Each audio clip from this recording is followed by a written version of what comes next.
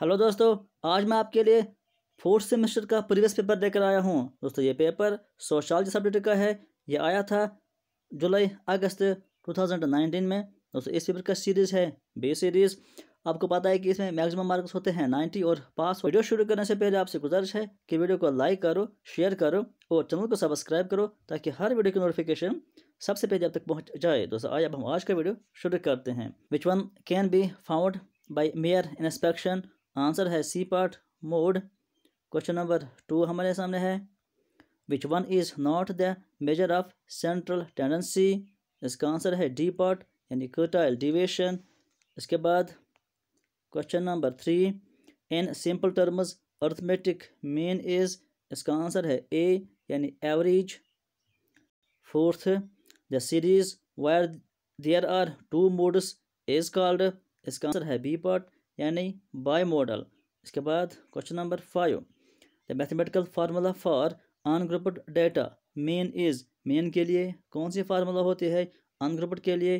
ए part सही answer है X bar is equal to summation of X divided by N. इसके बाद हम चलते हैं question number 6 find the mean of the following series. इस सीरीज का जो ये है डाटा जो दिया हुआ है 6, 8, 9, 3, 7, 5, 4, 11, 10, 4, इसका हमें मीन निकालना है।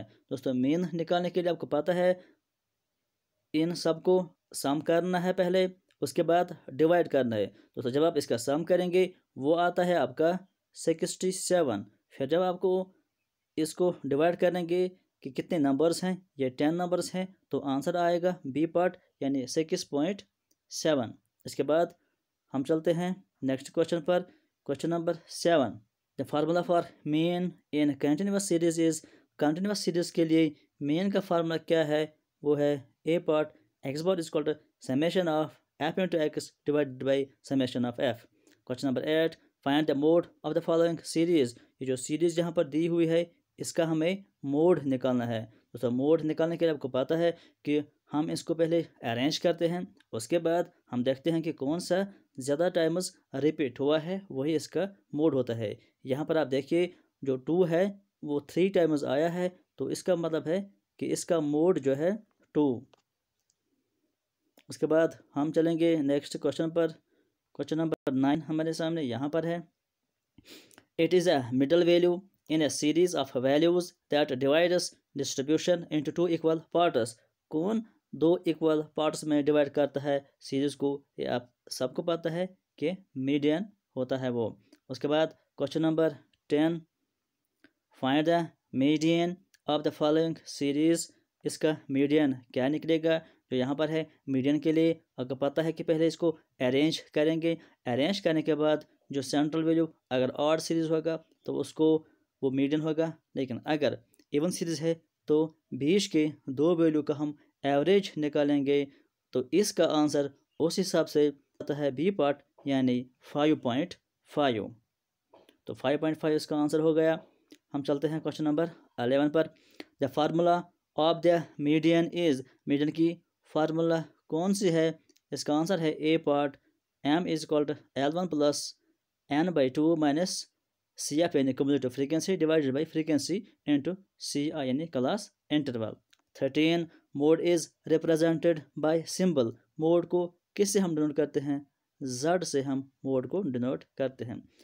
14 विच one is the most frequent value और स्कोर इन द डिस्ट्रीब्यूशन। कौन सा वैल्यू ऐसा होता है जो कि मोस्ट फ्रीक्वेंट? अभी मैंने कहा मोस्ट फ्रीक्वेंट का मतलब है मोड, यानी सी पार्ट इसका सही आंसर है। उसके बाद हम चलते हैं क्वेश्चन नंबर 15 पर। Mean is not useful in calculating. किसमें मीन यूजफुल नहीं है? शो यानी बी पार्ट इसका सही आंसर है। हम चलेंगे नेक्स्ट क्वेश्चन पर। Question number 16 any research is dash when the findings are repeatable. उसको क्या कहते हैं हम? ए पार्ट सही आंसर है यानी valid. 17 the goals of a research design और रिसर्च डिज़ाइन के गोल्स क्या हैं? डी यानी ऑल ऑफ द अबव यानी ए भी सही है। It provides blueprint It limits boundaries of research activity. It enables investigation to potential problem. यानी सारे इसके सही आंसर हैं। 18 data collection and data processing are the उसको क्या कहते हैं? आंसर है बी पार्ट, यानी एम्पायरिकल फेज ऑफ रिसर्च। ये एम्पायरिकल फेज रिसर्च का होता है। 19 question, the two sources of data are primary and secondary, सबको पता है। उसके बाद it implies that the latter steps have an influence on the earlier stage in the research process, इसको हम कहते हैं backward linkage. Questionnaire, interview, schedule and observation और द टूल्स ऑफ, किसके टूल्स हैं? इसका सही आंसर है ए पार्ट, यानी डेटा कलेक्शन। उसके बाद 22 it describes the characteristics of a population और फिनोमेनन बीइंग स्टडीड, इसको क्या कहते हैं? आंसर है इसका बी पार्ट, यानी डिस्क्रिप्टिव रिसर्च। उसके बाद 23 question, descriptive research design must be rigid, इसका सही आंसर है।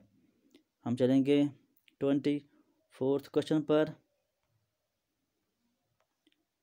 This research studies subject about which इधर नो और लिटिल इंफॉर्मेशन इज अवेलेबल, इसको हम क्या कहेंगे? इसको हम एक्सप्लोरेटरी रिसर्च कहते हैं।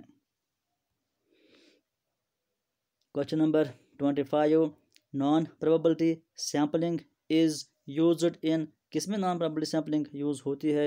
आंसर है सी पार्ट, यानी एक्सप्लोरेटरी रिसर्च।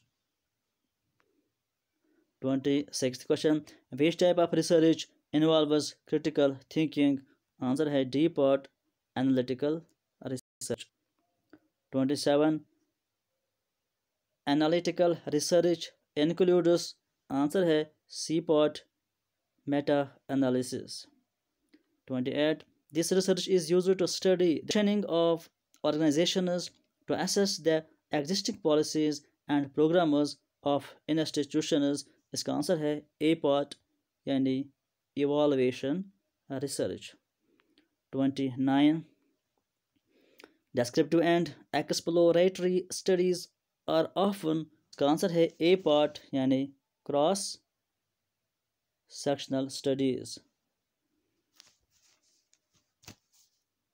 उसके बाद क्वेश्चन नंबर 30 पर चलते हैं। Books, documentaries, reports and so on और द एग्जाम्पल्स ऑफ, ये कौन से डाटा कहलाता है? इसका आंसर है बी पार्ट, यानी secondary data. 31 question, dash is a part of the population which is studied in order to make about the inference of whole population, उसको क्या कहते हैं? आंसर है इसका, सिंपल क्वेश्चन है ये, सैम्पल इसको कहते हैं।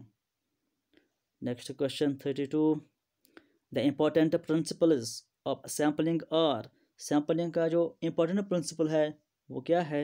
डी पार्ट सही आंसर है इसका, यानी all sample units must be chosen in a systematic and objective manner, सही बात है। Sample units must be clearly defined and easily identified, सही। Sample units must be independent of each other, ये भी सही है, और इसलिए डी पार्ट इसका सही आंसर है। 33 question, which one is the advantage of sampling, sampling का एडवांटेज क्या है? It saves time and money, यानी सी पार्ट इसका सही आंसर है। 34 क्वेश्चन, द सम टोटल और the aggregate of all units cases that conform to some designated set of specifications is called, इसको क्या कहते हैं? इसको हम यूनिवर्स कहते हैं, यानी ए इसका सही answer. Dash population is one to which the researcher would like to generalize his result, उस पॉपुलेशन को क्या कहते हैं? सी पार्ट इसका सही आंसर है, यानी target. Characteristics of a population are called parameters. Lottery method is, यहाँ पर ये ID लिखा है ईड, लेकिन ये इज़ है, क्वेश्चन वालों को मिसप्रिंट हो गई है। Lottery method is one of the type of, किसका टाइप होता है वो, सिंपल रैंडम सैम्पलिंग, यानी सी पार्ट इसका सही आंसर है। 38 what are the two types of stratified random sampling, proportionate and disproportionate sampling, यानी सी इसका सही answer. 39 this sampling is obtaining a collection of elements by drawing every nth person from a predetermined list of persons, इसको हम कहते हैं systematic, यानी C इसका सही आंसर। इसके बाद 40 question, which sampling is also known as accidental convenience, यानी ए पार्ट इसका सही आंसर है। 41 in this technique the researchers begins the research with the few respondents who are known and available to him, snowball, यानी A part सही answer.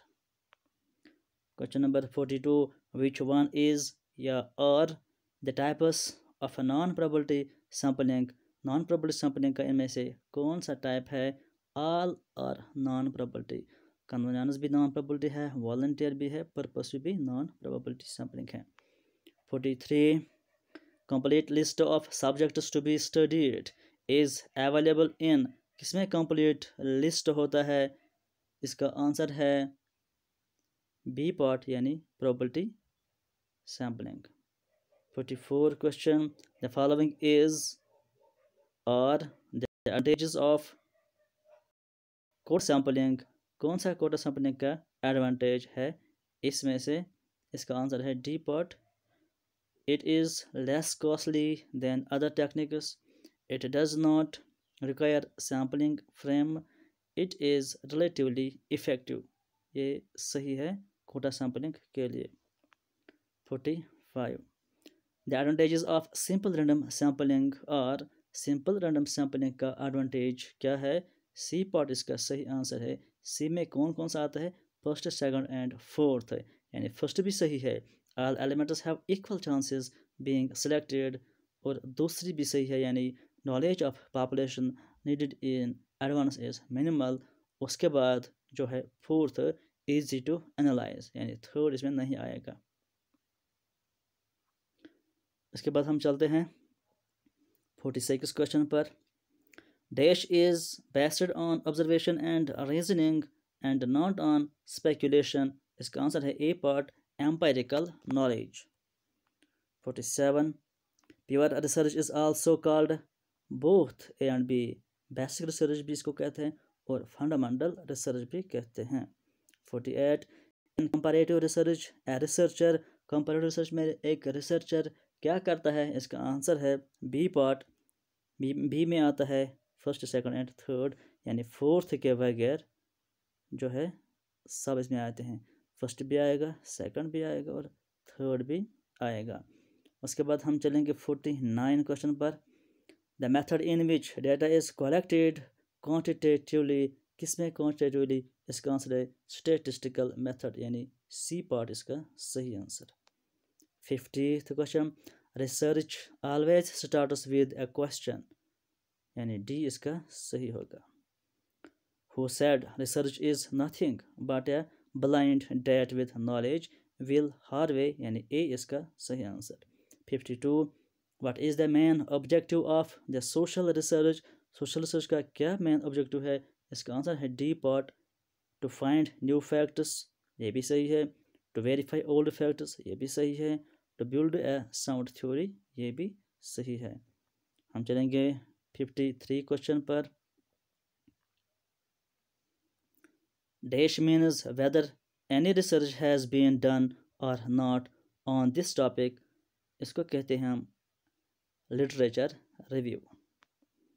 54 dash variable is one which changes in relationship to change in another variable, dependent variable change होता है अगर दूसरा variable यानी independent variable change हो जाए तो डिपेंडेंट वेरिएबल भी चेंज होता है।